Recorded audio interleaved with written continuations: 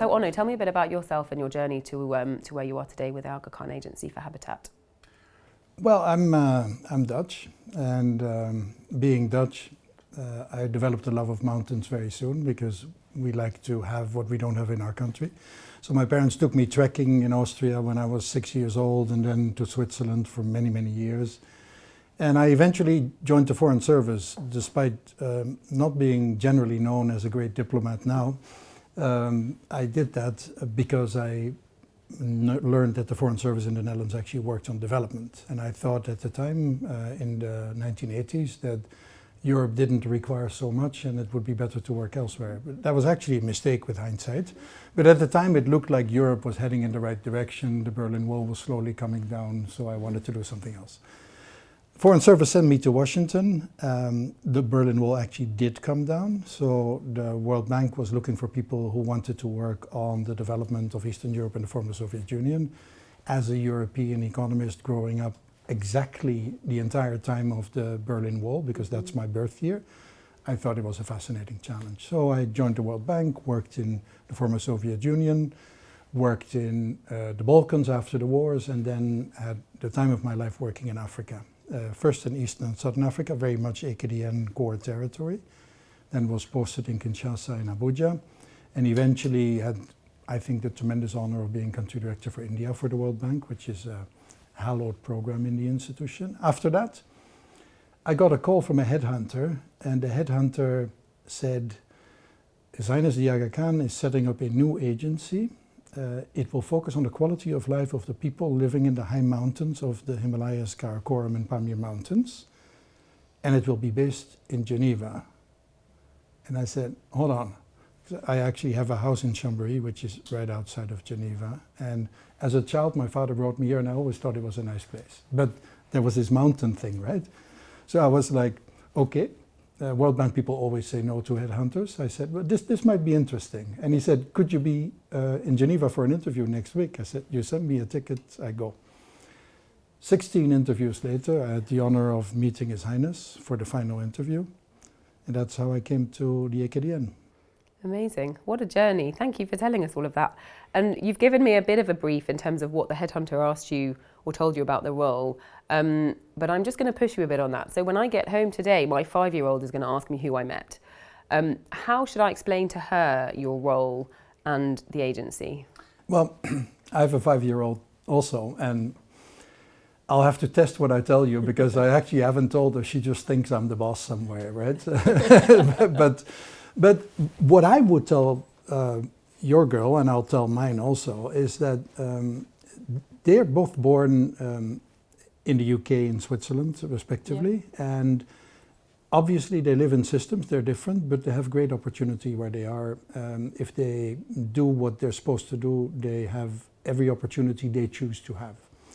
What you should tell her is that I'm working with a team in South and Central Asia and the Middle East that tries to work so that people live in a habitat, a space where they live, that is conducive so that the girls who get born in those places, in the high mountains of Pakistan, Tajikistan, Afghanistan, in the coastal areas of India, in Syria, they have the same opportunity. And that requires a lot of work because there's lots that stands in the way and opportunities are not yet equal. And that's what we're trying to do. Amazing. Yeah, I like that way of describing it. I'll try it. I'll let you know how it goes. So the agency for Habitat is a relatively young agency. I think it was established in 2016. Yeah, actually just a year before I came, but then of course when they found a general manager, it kind of like took off if it did. Yeah. So can you tell us the story of why Hazur Imam chose to establish the agency? Yeah, well, there's actually quite a bit of quotation from His Highness about that. And the first thing that is important to realize that he started talking about this from 1985, a very long time. This has been really a long time in the making. And that's partly because the AKDN had agencies that were focusing on the areas where the Aga Khan Agency for Habitat, we call it AKAH. It's a great name, by the way, because in the local language in the mountains it means big brother, so nobody can mistake it. So what we focus on the network was already working on. There's two aspects there. The work of FOCUS and DRMI, Disaster Risk Management Initiative, worked on the fact that natural hazard is a problem in particularly mountainous areas, and communities need to be prepared to deal with that.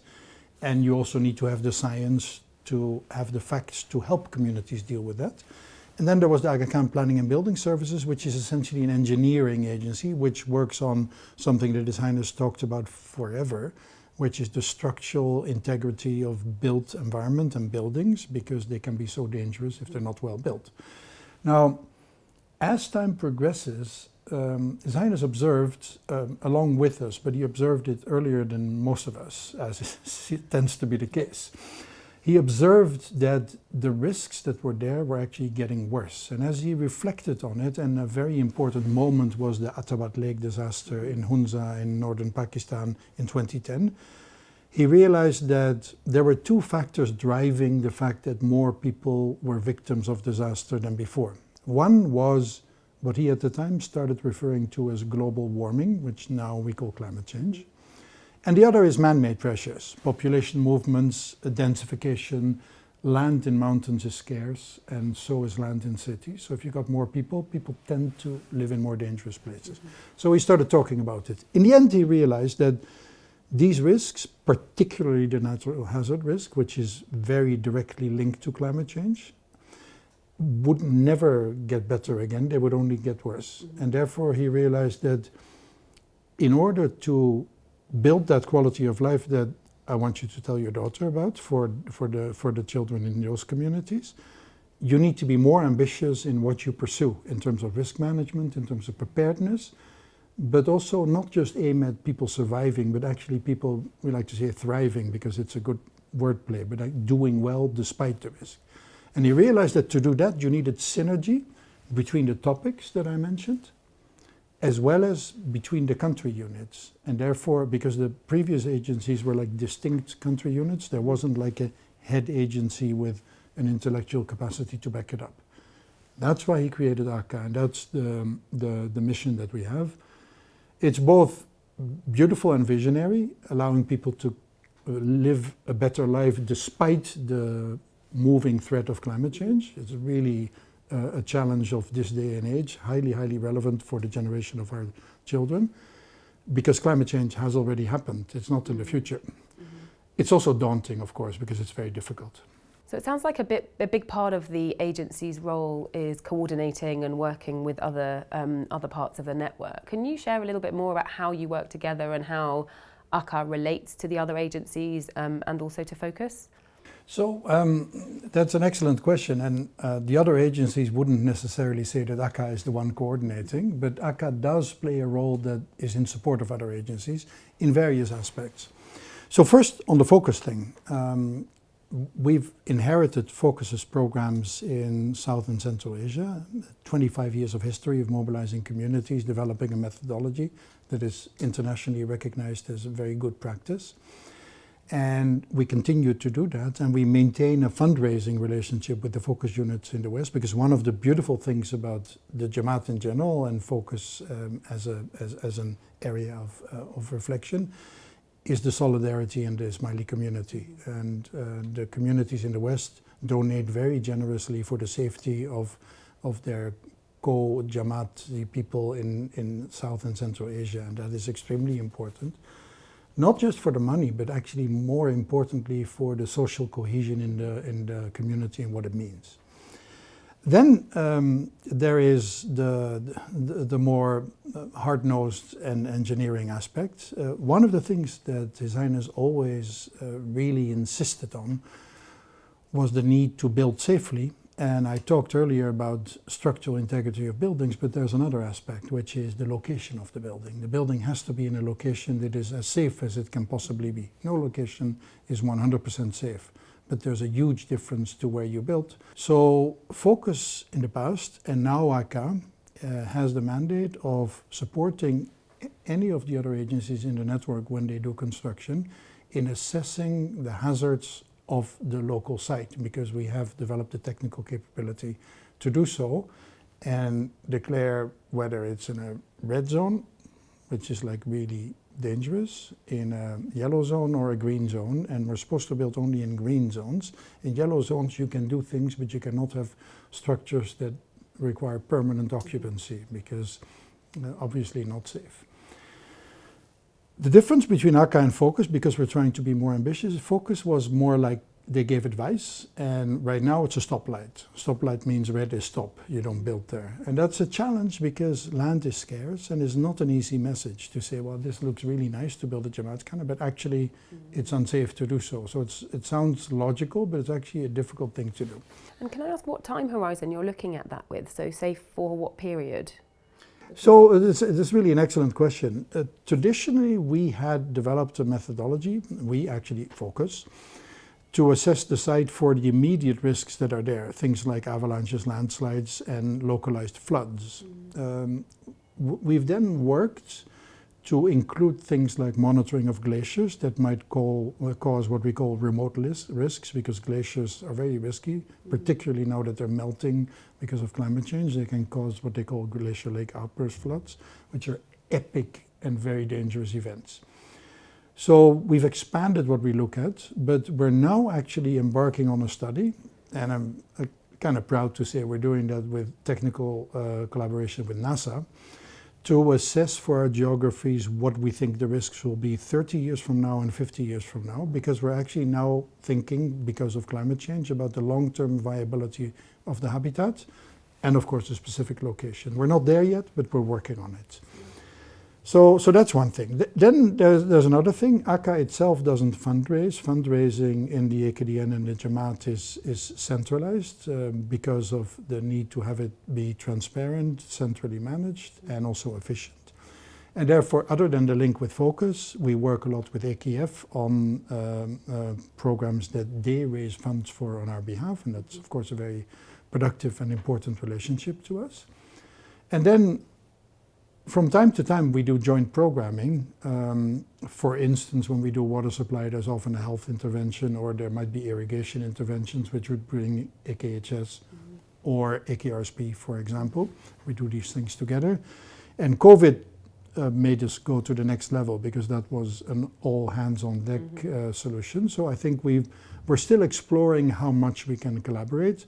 We're looking, for instance, right now as to how we can be constructive in a very difficult situation in Tajikistan, in Gorno-Badakhshan Autonomous Oblast, and how we can all pull together and work together. So I think there's definitely a tendency towards even more collaboration in the AKDN. Yeah, thank you. And Onno, you've mentioned climate change a few times so far in our conversation. Can you share us a little bit more about how that's affecting the work of AKAH? You know, how are we helping communities to respond to climate change? Right. That's actually my favorite question, because when AKAH was created, the word climate change was nowhere in the mandate. And in fact, the AKDN hadn't at that time assumed a clear identity and goal around climate change. In 2019, I believe it was, we had a very important meeting of the AKDN committee where a proposal was made to make climate change a core identity of the AKDN and to create an Environment and Climate Change Committee. And His Highness approved that, in fact asked for more than was proposed, said this is really the time to go for this, and asked Prince Rahim to lead the Environment and Climate Change Committee. It's a committee that sets the overall goal. Now, when we were thinking in AKAH about our mandate, this quality of life for people who are under threat, we realized that in fact what we are is an agency that works on adaptation to climate change, right at the front lines of climate change, because the mountains and of course the coast are the two front lines. The mountains are where the glaciers are, where there's a direct threat. It's like the North Pole and the South Pole, except no polar bears or penguins, actual people living there. So it's really actually much more challenging in that sense. And then the coast, we all know, there's been much more advocacy around it, but it's also very important because particularly in Sindh and Gujarat and Maharashtra, these are important things, as they are in East Africa. But for us, the seminal image became that particularly for the highly strategic mountain communities, who are such an important part of the Jamaat and also the Islamic world at large, that we were actually working with the communities who lived closest to the threat and who were most directly affected by the threat. So we have I wouldn't say rebranded, but we've certainly profiled ourselves in our programming and our fundraising and our thinking around climate change. Because, for instance, what you just mentioned, the longer term time horizon, is directly linked to climate change. You can no longer assume that the risk today is the risk 10 or 20 years from now. So for us, it's been very liberating in the sense that it became clearer what pulled our mandate together. And we worked with the other agencies to measure the greenhouse gas emissions of the network. That's now routinely done. That led to setting the net zero carbon goal for 2030, which is very ambitious. I'm talking the entire network, not just the social side. And we're making progress on it. And we're now working on a range of other initiatives. One that is particularly, I think, ambitious and good is green buildings. Buildings are, not many people know, the largest source of carbon in the world is not just air conditioners, it's actually concrete, which is I would say almost an evil substance. So thinking about how you can build and do that in a way that requires less carbon is extremely important. It's actually highly possible. And it also goes very well with the network's history of an innovator in construction. So I'm really very excited about it because obviously His Highness won't let us build green and ugly. So we actually have to think about how we build green and beautiful and with all the architectural elements that are the hallmark of the network. To me, that's like the classic example of a fascinating challenge, and we're making progress. Not easy at all to balance all these competing priorities.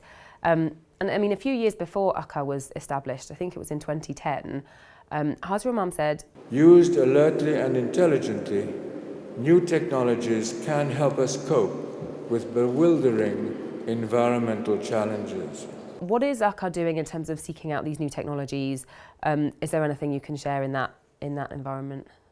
Well, this is to me at the heart of the identity of AKAH, because AKAH is a combination of two things that His Highness always has pushed on. One is community engagement, having the community and local knowledge and mobilization of the community, volunteerism lead the way, which of course is at the heart of the magic of AKRSP's programming for many decades.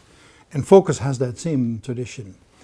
And the other is to use science. And I think everybody knows His Highness loves science, particularly certain forms of science, and he's really excited about it. And it's very inspiring. That's why he created DRMI, and then that got merged in AKAH. And his logic, and he talked about this in that 16th interview that I talked about, because I was going to be based in Switzerland and we talked about mountains, and it's very difficult to talk about mountains and not mention Switzerland. So he mentioned that it was frustrating to him that mountain communities were seen as marginal, when in Europe clearly Switzerland is the richest country and nobody would see it as marginal. And there's a interesting history behind how Switzerland got there, because it's not where Switzerland started. It was also marginal. And the mountains were seen as dangerous. The people were like backward farmers, and look at where we are today. And it hinges on several things, but two things we all know, actually three things. Switzerland invented tourism. Switzerland decided to spend the winter making watches, and Switzerland invented a type of banking that was very attractive.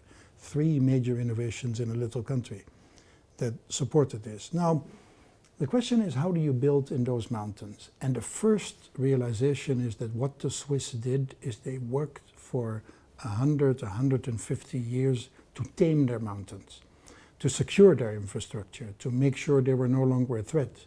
And when you drive through Switzerland, either you go by train or by car, you can see it. When you go skiing, an avalanche is no risk to you, because they spot the avalanche before it comes and then they dynamite it so that it doesn't fall on your head. And they got the famous Swiss helicopter rescues. So His Highness is like, why not in Hunza? Yeah. And there's an answer to that. There's several answers to that. But in the long term, that the only question can be, yes, of course, also in Hunza.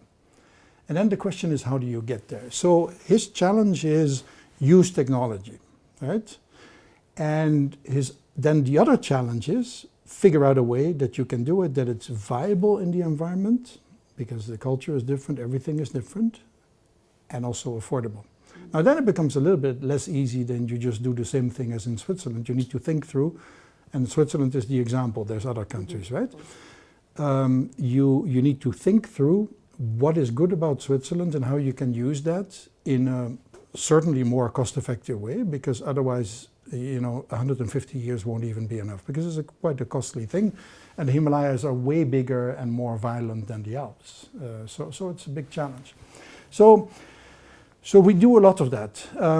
We work with MIT and Harvard. We work with NASA. We work with the California Institute of Emergency Management. We work with the government of British Columbia. We work with Karakoram University, UCA, AKU, SAIS in Johns Hopkins University.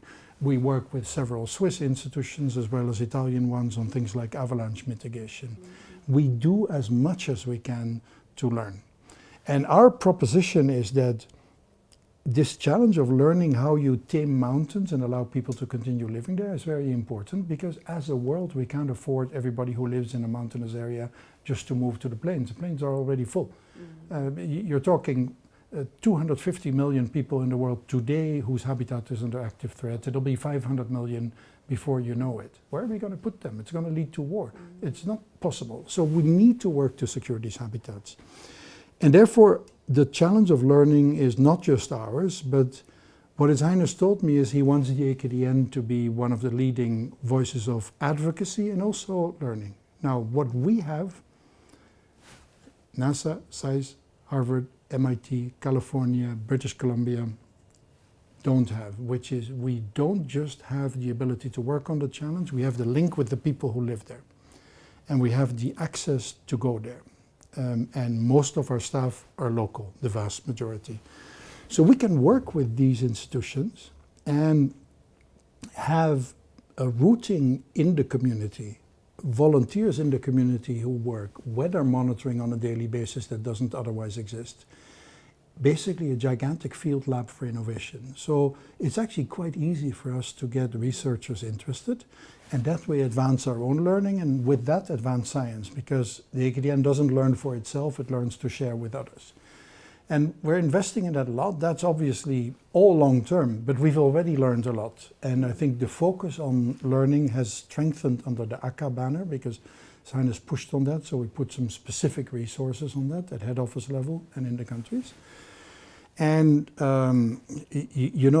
it's Googleable, the publications, the awards that are there around AKAH's innovation. One thing I want to mention is COP26, the climate change conference.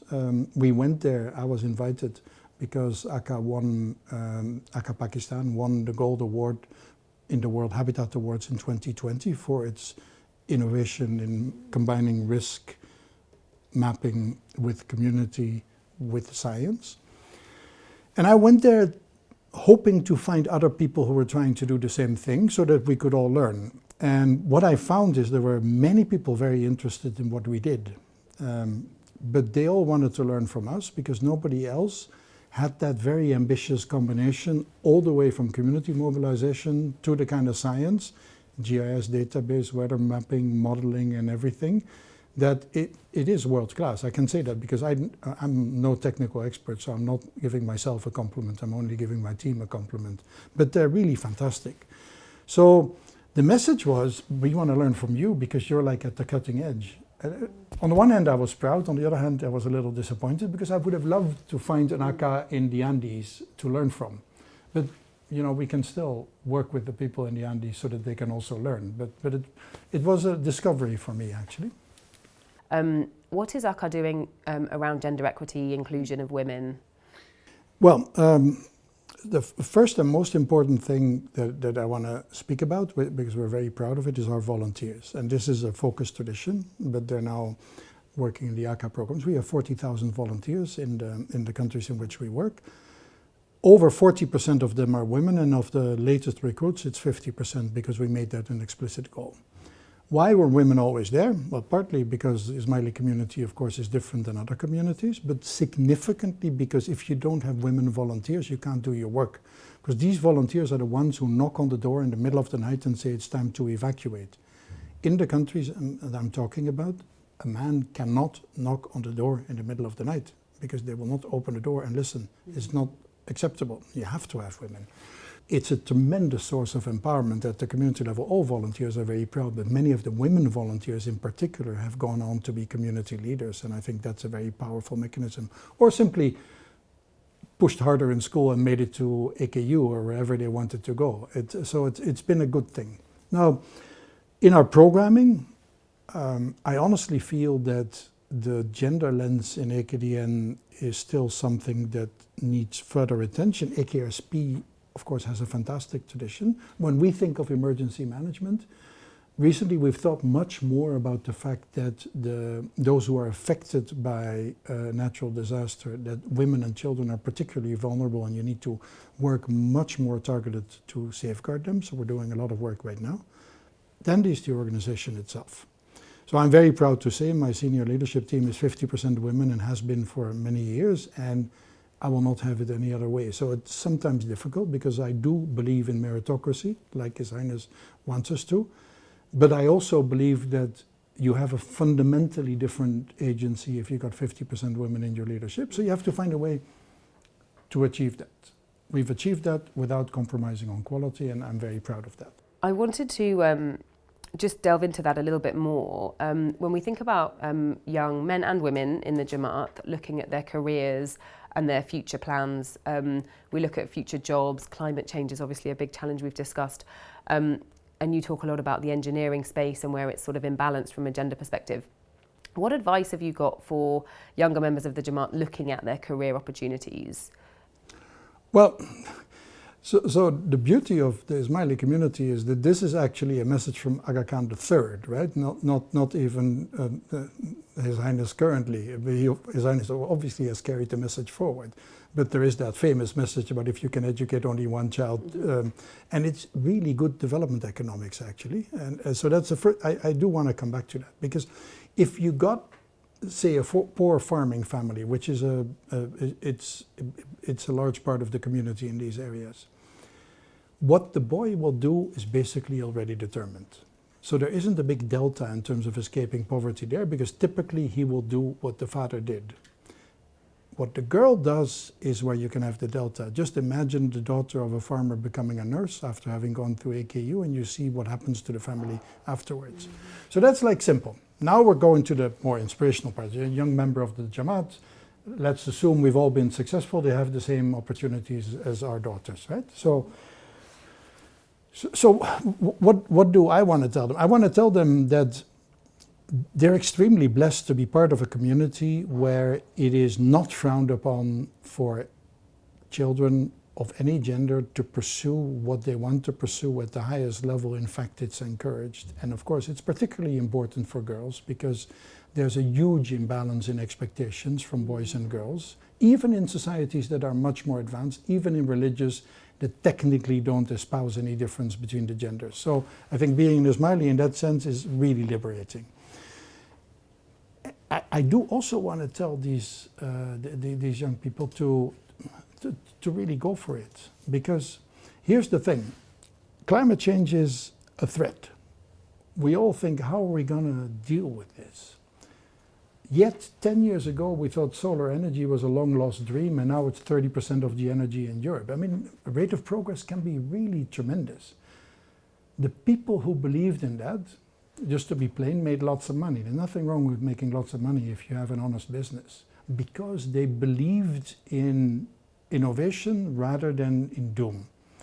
And to me, the beauty of the AKDN adopting the climate change lens and really pushing that is that the Ismaili community, which has been tremendously successful with its entrepreneurship and academic initiative and just its drive and its vision, and of course a lot driven by His Highness and the TKN system and all sorts of mechanisms that have contributed.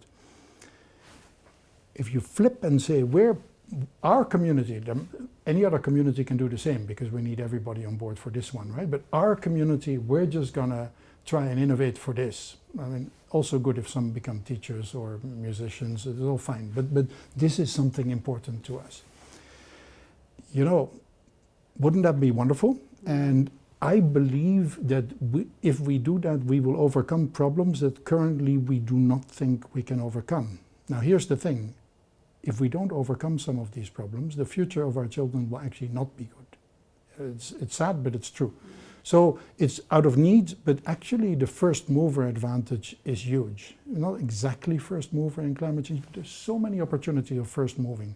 So I would say that although I don't believe in telling kids which profession to choose, pushing them a little bit in, don't be afraid of climate change, work to tackle it, is a really important message, and I think it will really do the community well.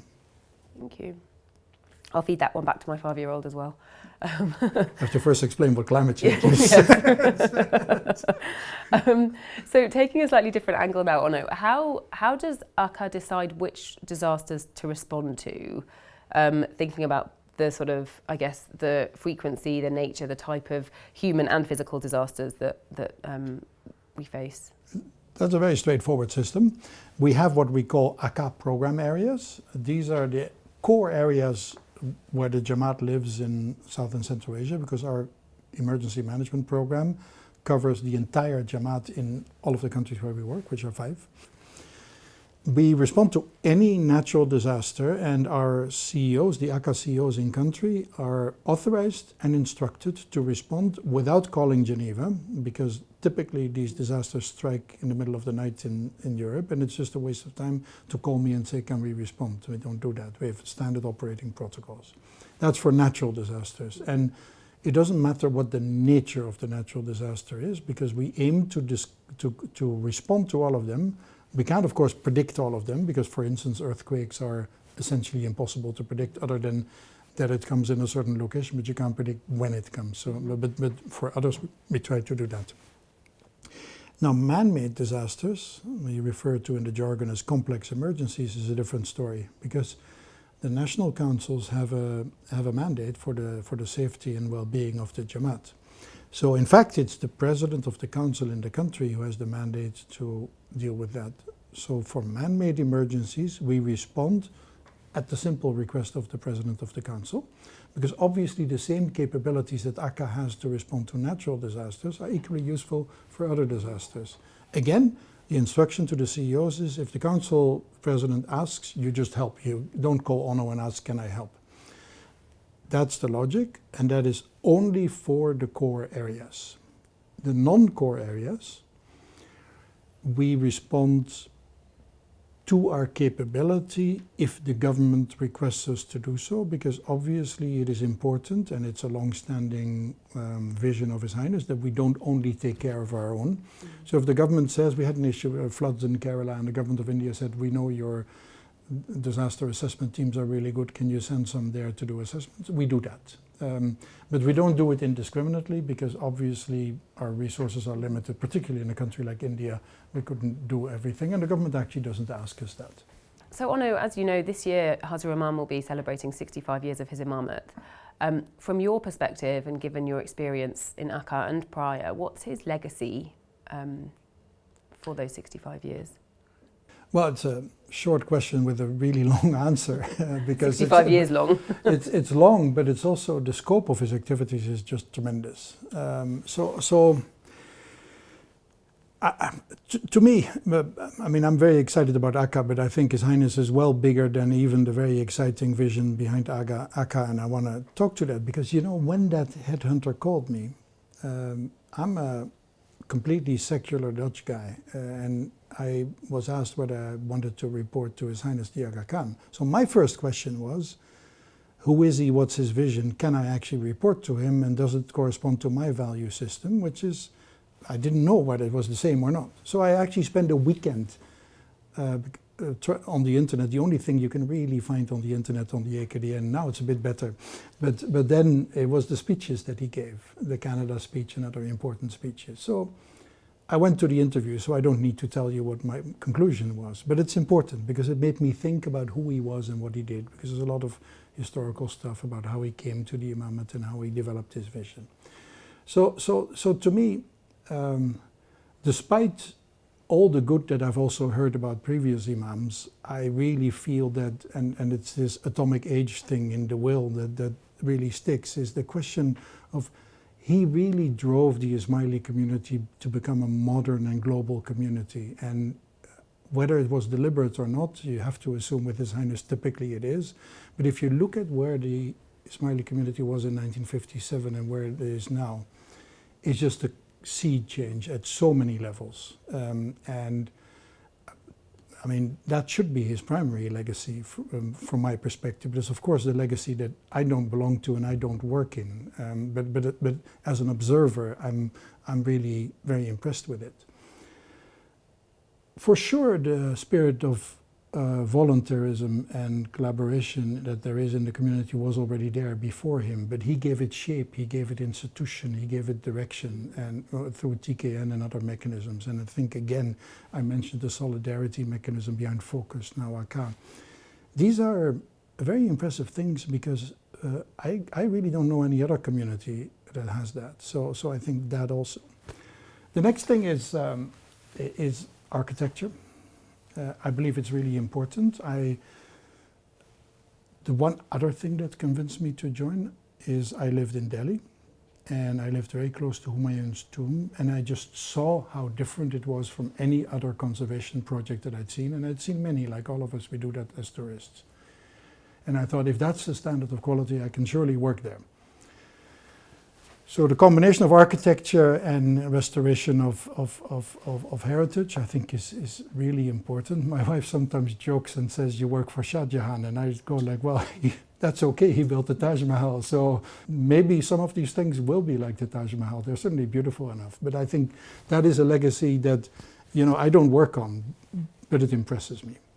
But to me then, the most interesting part for me as a development professional is the whole legacy of from AKF to AKRSP to now many agencies. And what is so special there? So first of all, it's the ambition, and I talked about that a lot. Secondly, it's the driving development through the human angle, systematically with community engagement combined with science. It's a unique thing. AKRSP is really one of the great traditional innovators in the development sector, as people tend to call it. Historically, billions of dollars of programming were designed by organizations like the World Bank, Government of India, Government of Nigeria, you name it, Asian Development Bank, African Development Bank, following essentially the AKRSP model. What a legacy. And now, I think in climate change we have a similar opportunity. We're not there yet, but the fact that he chose in 2019, you know, well beyond his 60th jubilee, which I had the honor of attending, to go an entirely new direction because the circumstances called for it. It shows also an adaptability that I find impressive. Then he also had a certain role in diplomacy. We are in Geneva. It is not irrelevant when Putin and Biden came and we all thought they could talk. It was only 10 months ago or something like that. Everybody talked about how he facilitated the summits between Reagan and Gorbachev in Geneva itself. You know, the span is just so wide. But in the end, where I end up is what he did for his community and what that meant for showing the world what you can do with the community if you take a fairly simple set of rules that he has taken, all of which we know, meritocracy, pluralism, the things that he talks about, and how that can really propel a community to an entirely different level, where it's now an influential, wealthy, forward-looking, modern, contributing, respected community, basically everywhere where it is, but in particular in countries where it didn't even exist when he became the Imam. So I think it's an incredible journey. Hearing you talk about it like that makes me feel quite proud. So yeah, thank you for articulating it in that way. You should be proud. Onno, you've had the privilege in your time leading AKAH, and also prior, given your 16 interviews, to interact quite directly with Hazar Imam. Are there any stories or special moments that you'd be happy to share? Well, I talked about this thing about his frustration about the lack of attention from so-called marginal mountain communities, and how he really got quite angry and worked up. that he said the coastal people everybody talks about, but the mountain people, they're just forgotten. I really want us to push that. And to me, that was seminal. It's like not a fun anecdote, but it's a good anecdote. I think otherwise, you know, what is remarkable about His Highness is we all know who the decision maker is, right? There's no question about it. But the way in which he plays his role in meetings and the questions he asks, it's a bit scary, to be honest, because the one thing you know is that if you're the one who makes a presentation, he will come in, he will have read the paper will be annotated, he knows what he's going to say. Here's the trick. You never know what he's going to say, let alone where he's going to start. He almost always starts with a perspective that we hadn't thought about or surprises us. And that's not very comfortable because he's the boss, right? So you need to find the right answer. So the very first time I went with the AKAH strategy, he said, oh, this is interesting. We should really think about whether we should extend the mandate of this agency. And I heard we should think about whether Onno keeps a job or not. But what he meant was extend it to other geographies. And I was sitting there thinking, it's like my first big meeting, and I'm already almost out. so we ended up. I've been in the Congo, Nigeria. I tried not to show my being startled. So I just, hung on and answered the actual question he asked, and we had a nice conversation, and it went okay. But and you're still here. I'm still here, so I guess it was okay. But the first reaction was like really ooh. And then everybody said, well, you need to know that his first question is always something you don't expect. So that helps, because at least you know that you can take a moment, think about it, and then start. So I think that's important, because it actually shows that he thinks about things in his own way, according to his vision. Onno, you've mentioned a few times in our conversation TKN. Could you tell us a bit about the value of TKN for AKAH and maybe some specific examples where TKN volunteers have contributed? Sure.